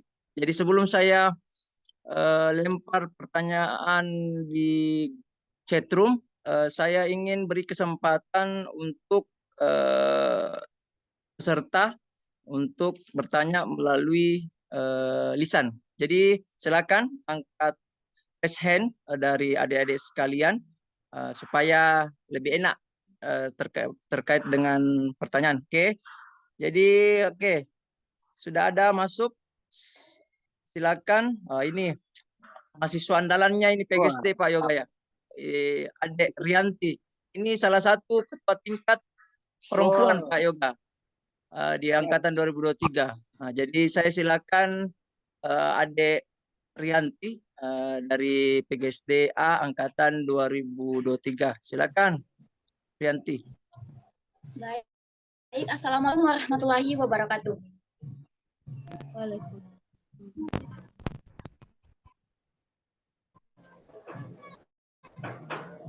Tentunya perkenalkan, nama saya Rianti, kelas PGSDA 2023. Tabek Pak izin bertanya, sebagai calon guru, bagaimana implikasi pendekatan pedagogik futuristik dan pembelajaran adaptif yang harus dilakukan dan memfasilitasi fleksibilitas yang lebih berkembang. Sekian, wassalamualaikum. Futuristik ini yang kita bahas pada siang hari ini tentunya bagi secara pembelajaran adaptif sehingga dapat membentuk landasan yang kuat sehingga memfasilitasi bagaimana peserta didik kita berpikir secara kritis, kolaboratif yang tentunya lebih efektif bagi siswa. Tuh. Baik, bagus sekali nih pertanyaannya Bu Rianti ya. Saya panggil Ibu terus karena biasa mengisi di sekolah-sekolah ini Pak, ke guru-guru jadi Ibu dan Bapak. Adek Rianti ya, usianya berapa ini paling ya? 20, 19? 18 tahun. Wah, 18 tahun ini. Ada adik saya aja yang paling kecil itu 23 tahun. Ini masih lebih kecil lagi. Dan pertanyaannya bagus sekali nih, kritis. Implikasi dan kemudian bagaimana nih aplikasinya gitu ya. Jadi sebetulnya untuk mengembangkan kemampuan analitis kritis anak itu memang diperlukan pembelajaran yang berpusat pada siswa. Nah, pembelajaran yang berpusat pada siswa ini adalah implementasi dari pedagogi kritis. Ya, syarat pedagogi kritis, maaf, pedagogi futuristik. Pedagogi futuristik yang pertama implementasinya adalah dengan student center tadi ya. Instruction should be student center. Itu yang pertama. Siswa itu harus jadi pusat dari pembelajaran. Kemudian yang kedua harus ada kolaborasinya. Education should be collaborative. Itu merupakan aplikasi pedagogi futuristik selanjutnya. Yang ketiga, learning have context. Yang keempat, school should be integrated with society. Sebetulnya kalau Derianti menerapkan 4 hal tadi, itu sudah aplikasi untuk mengembangkan keterampilan berpikir kritis analitis siswa. Begitu. Nah, karena pedagogi kritis ini adalah konsep filosofis, jadi pada pengimplementasiannya bisa berbagai macam. Misalkan dengan inquiry. Inquiry itu menerapkan siswa sebagai pusat. Berarti inquiry itu adalah produk dari pedagogi futuristik secara praktek. Begitu. Misalkan saya di Bandung ini mengembangkan pendekatan mikir, Pak, yang diadopsi dari Tanoto Foundation. Mikir itu singkatan dari mengalami, interaksi, komunikasi, refleksi. 4 saja langkahnya.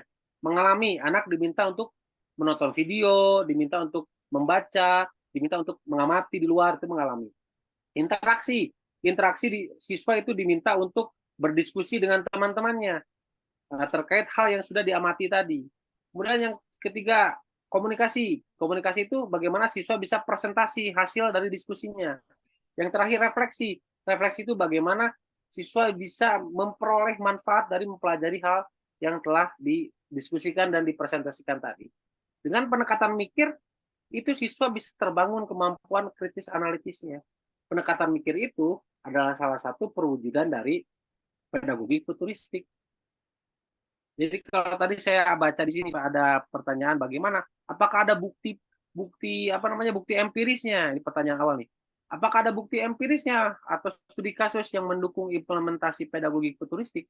Jadi pedagogi futuristik itu tidak bisa dimaknai sebagai satu model atau satu metode. Ini adalah kerangka berpikir. Ini konsep filosofis, teman-teman. Jadi kalau Kak Derianti ini bisa menguraikan sebuah tahapan-tahapan pembelajaran terbaru, misalkan model Rianti, R-nya read, I-nya interaktif, A-nya aplikatif, dan seterusnya misalkan. Model Rianti ini adalah perwujudan dari pedagogi futuristik. Begitu. Bukti empirisnya banyak, begitu bisa banyak. Jadi tidak bisa kita maknai pedagogi futuristik itu satu model atau satu strategi belajar, tidak. Jadi luas gitu. Itu Derianti, bagus ya pertanyaannya. Cukup menarik pemaparan dari Pak Yoga terkait dengan pertanyaan Adik Rianti. Oke, kita lanjut ya Pak Yoga atas beberapa pertanyaan. Ada yang ingin raise hand, adik-adik mahasiswa? Sebelum saya pilih atau random pertanyaan di chat room. Oke. Kalau tidak ada, izin Pak Yoga ya, saya random acak. Pak Yoga mau menampung berapa pertanyaan Pak Yoga? Karena saya lihat sini banyak. Terserah Pak. Terserah Pak ya. Ya, Kalau bisa sekitar 2-3 pertanyaan ya Pak. boleh ya. Nanti Pak Inaya juga kalau mau bantu jawab Oke, saya random Pak ya, karena tadi sudah kaum Hawa ya Pak. Saya mau random yang laki-lakinya. Oke, tadi angkatan 2023, sekarang saya limpahkan pertanyaan untuk Pak Yoga itu terkait pertanyaan dari Mas Nasarudin, PGSD angkatan 2022. Mas Nasarudin masih ada di monitor? Alhamdulillah masih ada. Oke. Jadi Mas Nasarudin bertanya Pak Yoga, dia kan bertanya sebagai guru futuristik, bagaimana saya sebagai calon guru atau guru akan mempromosikan literasi media dan kritis digital di antara siswanya. Mengingat di era sekarang itu atau di era informasi pada saat itu begitu cepat dan luas. Kira-kira itu inti pertanyaan dari Mas Nasarudin, Pak Yoga. Silakan Pak. Oke, bagus ya pertanyaannya ini guru futuristik. Nah, ini bagus ya guru futuristik buat komunitas lah, guru futuristik. Ya, baik Pak Nasarudin, betul ya. Bagaimana nih mempromosikan literasi media dan media digital ya, kritis digital begitu. Ini bagus sekali. Mengingat era informasi yang banyak ini jadi banyak hoax gitu. Nah, saya akan jawab dalam konteks tugas kita sebagai guru. Nah, dalam konteks tugas kita dalam kompetensi pedagogik, ada salah satu tugasnya adalah pengembang kurikulum. Jadi teman-teman harus ingat, guru itu bukan hanya mengajar, tapi juga bertugas atau berfungsi untuk mengembangkan kurikulum. Maka untuk mempromosikan literasi media yang paling efektif adalah dengan pengintegrasian dengan kurikulum. Nah, bagaimana Pak? Apakah saya harus memasukkan intisari materi literasi media ke kurikulum, ke Kementerian Pendidikan? Enggak ya. Kurikulum itu dibagi dua. Ada kurikulum makro, ada kurikulum mikro. Nah, yang Bapak Ibu bisa otak-atik itu kurikulum mikro. Karena di Indonesia itu menggunakan sistem dekonsentrasi. Misalkan kalau Cina itu kan pakainya sistem sentralisasi. Kurikulumnya udah dikasih itu dari negara. Kalau Finlandia pakai yang desentralisasi. Kurikulumnya diserahkan ke sekolah masing-masing. Indonesia itu tengah-tengah, dekonsentrasi. Ada yang diatur oleh pusat, ada yang diatur oleh guru. Nah, yang Pak Nasarudin bisa otak-atik itu adalah yang bisa diatur oleh guru, yaitu mengotak-atik kurikulum mikro. Nah, integrasikan tuh Pak literasi media dan kritis digital itu secara eksplisit ke dalam kurikulum yang akan Bapak ajarkan, bisa dalam bentuk media, bahan ajar, dan lain sebagainya. Kemudian banyaklah caranya, bisa dengan pelatihan guru mungkin ya, ini kan penting nih, apalagi dalam tadi pengembangan model kompetensi guru di Perdirjen tahun 2020, itu salah satu kompetensi guru yang penting adalah pengembangan profesi. Nah, pengembangan profesi itu bisa dicapai melalui pelatihan, workshop, seminar, dan sebagainya. Itu bisa jadi sarana untuk bagaimana bisa mempromosikan nih pentingnya literasi media. Nah, tapi yang paling efektif untuk di kelas, untuk anak didik kita, integrasikan dengan kurikulum. Masukkan hal tersebut variabel bebas maupun variabel terikat ya, kalau dalam konteks penelitian nih. Ya, teman-teman nanti belajarnya di semester 5 mungkin sama Pak Inayah nih, sama Bu Mawar. Begitu Pak Nasarudin. Oke, baik. Terima kasih Pak. Terima kasih. Sama-sama.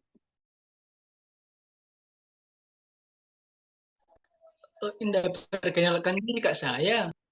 Kita melangkah pertanyaan selanjutnya Pak. Siap, Pak.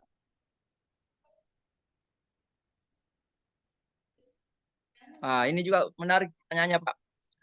Yang biasa saya paparkan, biasa peserta mahasiswa saya Pak saya biasa itu juga bingung menjawab pertanyaan. Eh, karena katanya kalau kita berimajinasi, kayaknya katanya dia bilang kayak gangguan jiwa begitu Pak. Kalau jadi saya juga biasa sulit menjawab sesuai dengan pertanyaannya Adik Adrian ini. Adrian masih ada di layar. Adrian angkatan 2023 kelas B. Dia tanyakan begini Pak Yoga, sebagai seorang guru, bagaimana guru dapat menggabungkan unsur imajinasi dengan analisis kritis sehingga dapat membantu siswa memahami dan menanggapi isu-isu yang kontemporer begitu kira-kira Pak. Ini berat-berat ini ya kalau pertanyaan dari Universitas Sulawesi.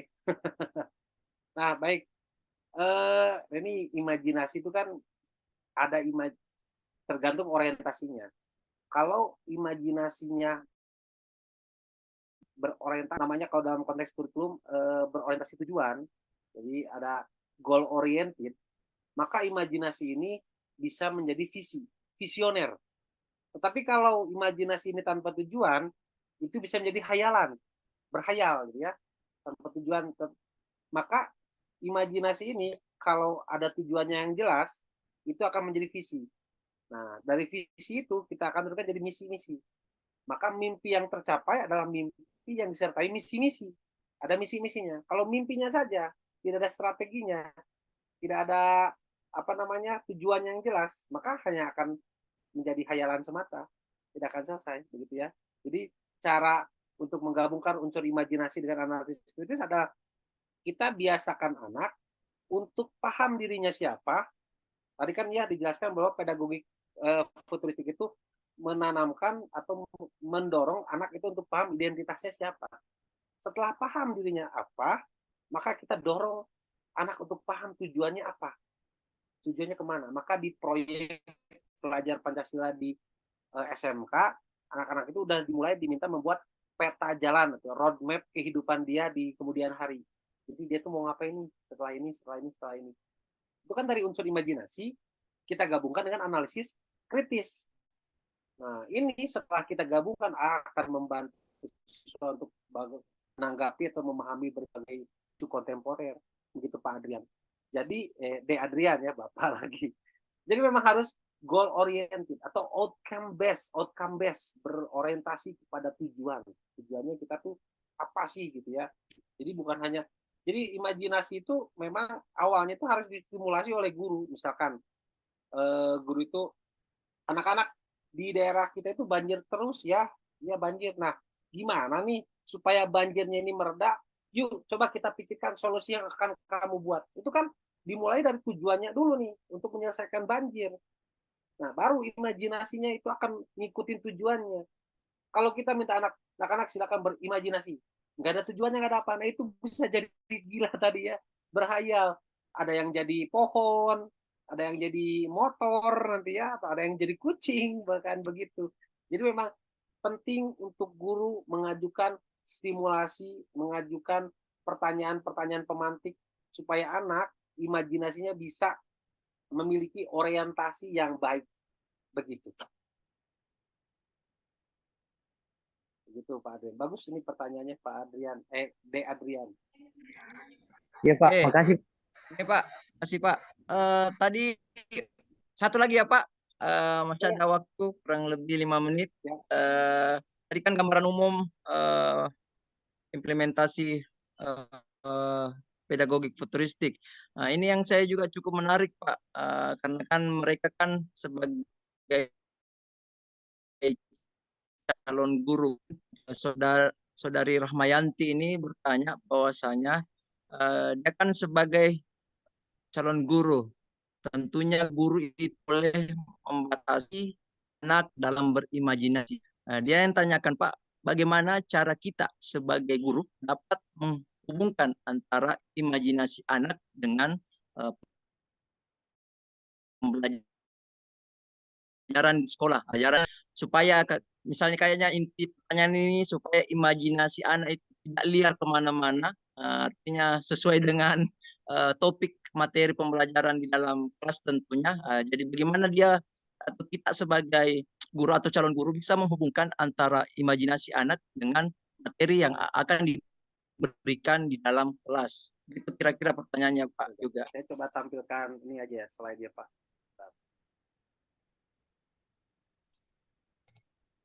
Supaya jadi ini pertanyaan juga bagus nih. Bagaimana nih supaya kita mengkontrol gitu ya apa yang akan menjadi imajinasi yang keluar gitu. Karena sekali lagi ya teman-teman memang di kelas itu jangan menjadi penjara bagi anak. Justru harus bisa menjadi taman bermain bagi anak. Jangan kita batasi sekali-kali apa namanya kebebasan berekspresi si anak. Anak misalkan mau keluar ya kita fasilitasi apa yang akan dia apa yang mereka inginkan. Baik, bagaimana tentu supaya imajinasi anak itu terkoneksi gitu, dengan tujuan pembelajaran, maka guru harus merancang pembelajaran sesimpel itu. Bagaimana supaya imajinasi anak itu relevan atau connect the dot ya dengan tujuan pembelajaran, ya berarti pembelajarannya harus dirancang, harus memiliki tujuan yang jelas begitu ya. Nah, nanti pada implementasinya guru harus bisa mengajukan pertanyaan pemantik. Nah, ini di kurikulum Merdeka yang menjadi apa namanya hal yang digaungkan, harus ada pertanyaan pemantik. Pertanyaan pemantik ini kemudian akan menstimulasi pemikiran imajinasi anak supaya tidak liar kemana-mana begitu ya. Nah, pertanyaan pemantiknya bisa berbagai cara. Salah satunya misalkan ini nih, ada lembar kerja ini mengenai membantu ibu memasak. Makanya, jadi imajinasi itu ya teman-teman bukan hanya soal apa gitu ya jadi yang besar atau bagaimana jadi pahlawan super, enggak, bukan hanya soal itu ya imajinasi. Sesimpel anak memikirkan solusi untuk supaya masalahnya selesai di kelasnya, itu juga sebetulnya anak diminta berimajinasi gitu ya. Karena kan imajinasi itu aktivitas berpikir logis sebetulnya ya. Jadi bukan aktivitas yang berpikir abstrak gitu. Nah, misalnya nih saya punya LKPD nih. Proyek hari ini adalah membantu ibu memasak. Jangan lupa ya untuk selalu hati-hati. Apa makanan yang kamu sukai? Yuk tuliskan di bawah ini. Mereka akan menuliskan nih, misalkan Deriarti sukanya ayam goreng, Nasarudin sukanya sayur asam misalkan ya. Kemudian apa ya? Saya tuh suka ini apa sayur kuning ya Pak Inaya ya. Yang dari Makassar itu. Palu apa namanya? Yang ikan itu enak sekali. Palu Mara Pak, Palu Mara. Nah, Palu Mara itu. Karena teman-teman saya orang Makassar ini sering masak di sini. Nah, kemudian dari sana guru menyajukan pertanyaan lagi di antara makanan favoritmu mana yang akan kamu masak hari ini. Itu kan anak sudah, oh ya saya akan masak apa ya. Itu sudah anak diajak untuk berimajinasi digabungkan dengan analisis kritis. Oh saya akan, wah hari ini saya akan masak ayam goreng atau ayam palu mara misalkan ya. Mereka akan melihat. Nah setelah itu coba jelaskan kenapa kamu lebih tertarik memasak makanan tersebut. Jelaskan tuh supaya pilihannya, imajinasinya berargumen, memiliki argumen yang logis. Kemudian nomor 4, yuk tulis alat dan bahannya apa saja. Nah, anak akan menuliskan tuh alatnya apa, bahannya apa. Itu kalau dalam konteks STEM itu teknologi ya. Tapi anak itu kan membayangkan, berimajinasi nih. Oh, kalau saya masak palu mara, berarti alatnya ini. Bahannya berarti ini. Gitu ya. Kemudian coba tuliskan langkah-langkahnya. Nah, tuliskan langkah-langkahnya. Nah, ini yang menjadi pembeda. Kalau dulu kita waktu sekolah, biasanya langkah-langkahnya sudah disediakan oleh sekolah, sudah disediakan oleh guru. Maka pada dasarnya kata John Dewey, hal yang seperti itu bukan menghasilkan pengkarya, tetapi menghasilkan pekerja-pekerja baru. Karena kita tidak dibiasakan untuk merancang sendiri langkah-langkahnya. Kalau kita merancang sendiri alat bahannya, langkah-langkahnya, kita sedang diajak untuk berimajinasi menjadi seorang koki kalau dalam konteks ini atau menjadi seorang eksperimen gitu ya, apa namanya, peneliti begitu. Nah, setelah ini mereka tulis langkah-langkahnya. Nah, selanjutnya nomor 6-nya nih. Sudah selesai kan memasaknya? Yuk mari isi pertanyaan berikut. Kalau ini mah waktu dulu dibuatnya dalam konteks masa pandemi ya, jadi anak-anak di rumah memasak. Nomor 6-nya, apa gizi yang terkandung dalam masakannya? Mereka katakan, oh gizinya apa nih? Tulis. Kemudian, karena makananmu bergizi, sepertinya temanmu harus mencobanya.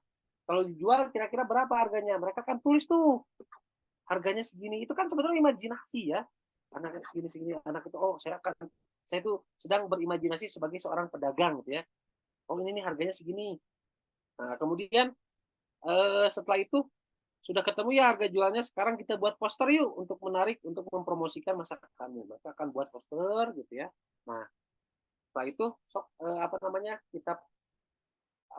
kita sebarkan posternya. Nah, kalau dalam konteks tim pembelajaran sains, teknologi, engineering, art dan matematika, ini sudah muncul semua nih STEM-nya, sudah muncul semua. Dan ini yang tadi supaya salah satu cara supaya imajinasinya tidak liar kemana-mana. Berarti guru harus merancang pembelajaran, harus merancang yang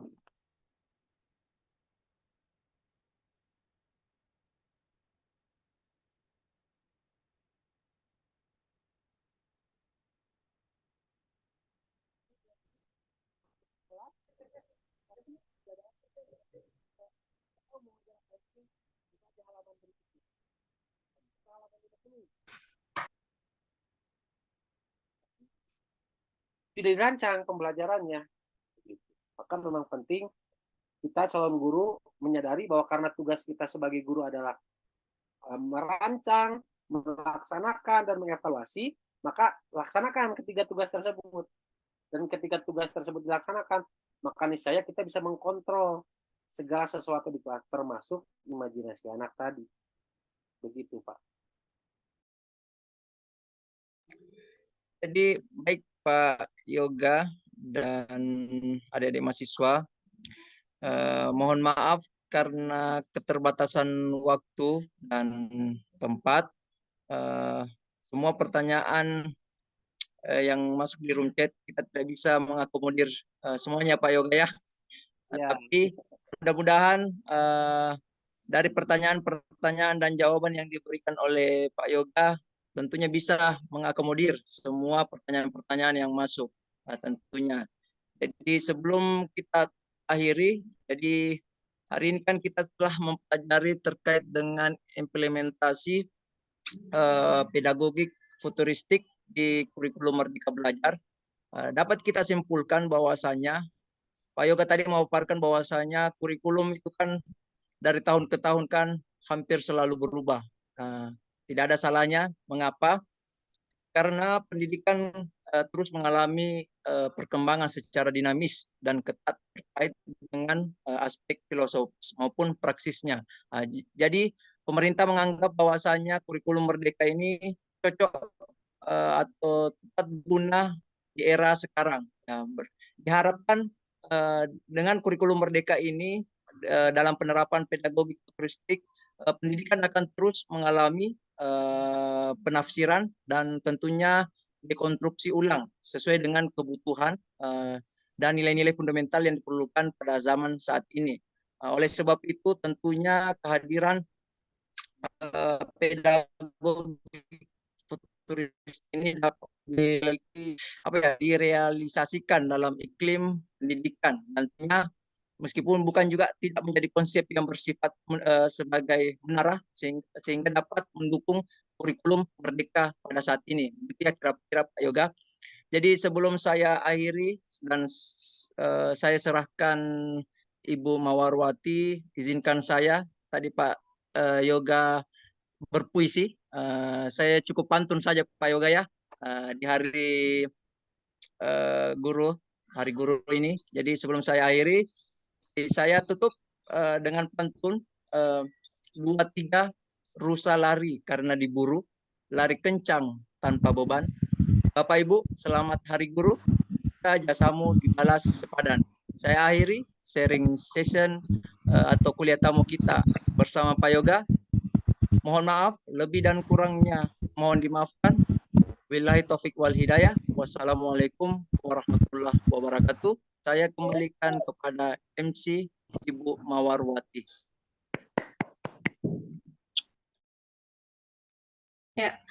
Baik, terima kasih banyak kepada Bapak Muhammad Inayah, SPD MPD, yang telah memoderatori pemaparan materi dari narasumber kita yang sangat luar biasa.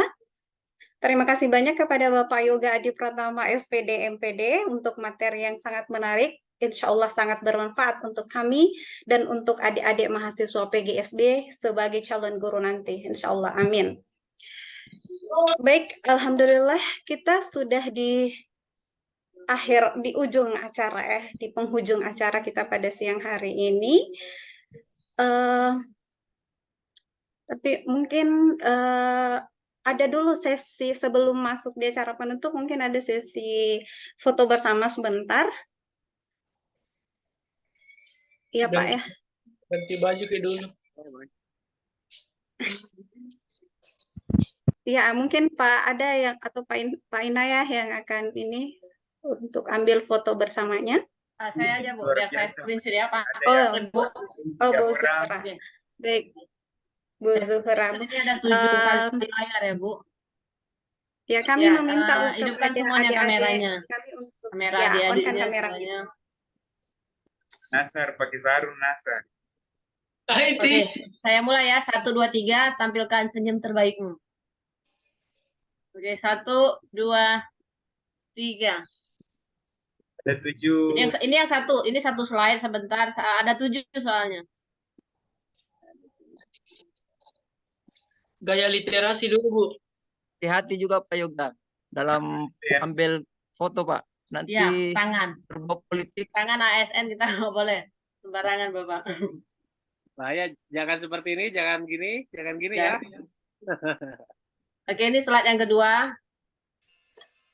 1, 2, 3.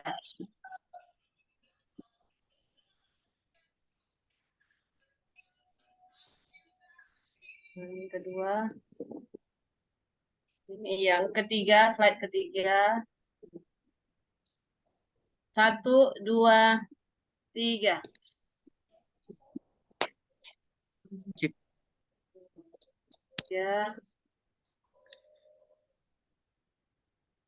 Keempat, ini yang keempat. 1, 2, 3. Ngopi. Kemudian yang kelima. Serat sayanya itu Bu Surah. Ya, ada 7 Pak. Ada 1, 2, 3. Pak Warmati juga sudah siapkan partner sebentar ya. Ini yang ke-6. 1, 2, 3.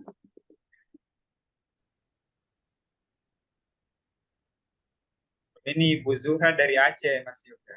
Sudah selesai dari Aceh. Bisa dari Aceh Bapak. Yang ini yang slide terakhir 1, 2, 3. Oke, sudah tampilkan senyum terbaik. Oke. Bu Mawar, sebelum ditutup saya ingin menyampaikan dulu Bu Mawar ya sedikit. Siap-siap Pak. Baik, untuk mahasiswa nanti insya Allah hari Senin ada lagi kuliah tahap terakhir, kuliah tahap internasional dari Amerika yang akan memberikan materi ya. Jadi masih ada kuliah tahap terakhir di semester ini. Insya Allah nanti kita akan UAS atau final semester itu pada tanggal 4 sampai tanggal 8. Jadi disampaikan kepada dosen yang masih pertemuan beberapa yang masih pertemuan ke-13 ya, sampaikan agar segera mempercepat pertemuannya karena kita akan jadwalkan UASnya supaya mahasiswa jelas kamu pulang kampung. Ya. Oke, baik. Terima kasih Bu Umar. Saya kembalikan.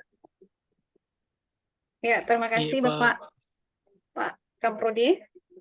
Ya, baik. Alhamdulillahirabbil alamin. Kita sudah berada betul-betul di ujung acara kita pada sore hari ini. Sekali lagi kami ucapkan kepada Bapak Yoga Adi Pratama yang telah memberikan materi yang sangat luar biasa. Terima kasih banyak Pak.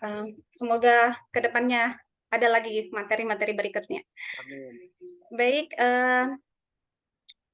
saya kira demikianlah tadi acara kuliah tamu kita pada hari ini. Dengan ucapan alhamdulillah Alhamdulillahirabbil alamin. Kita tutup acara ini bersama. Alhamdulillah karena sudah tidak ada lagi halangan ya, sudah bisa selesai dengan baik. Akhir kata saya ucapkan terima kasih banyak untuk semua hadirin yang telah bergabung di acara kita pada siang hari ini. Dan saya akhiri, wabillahi taufiq wal hidayah. Wassalamualaikum warahmatullahi wabarakatuh. Waalaikumsalam warahmatullahi Alhamdulillah hari ini tidak pemadaman ya.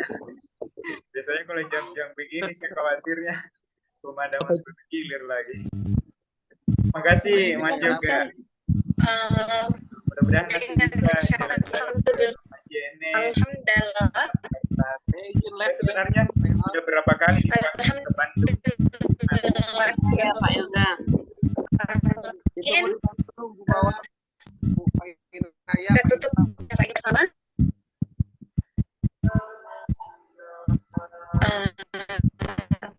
Bagaimana dengan sertifikatnya? Mungkin diisi absen ya. Untuk adik-adik mahasiswa silakan isi absennya supaya bisa dapat sertifikat. Semua hadirin. Bu, tapi Bu. Pandai.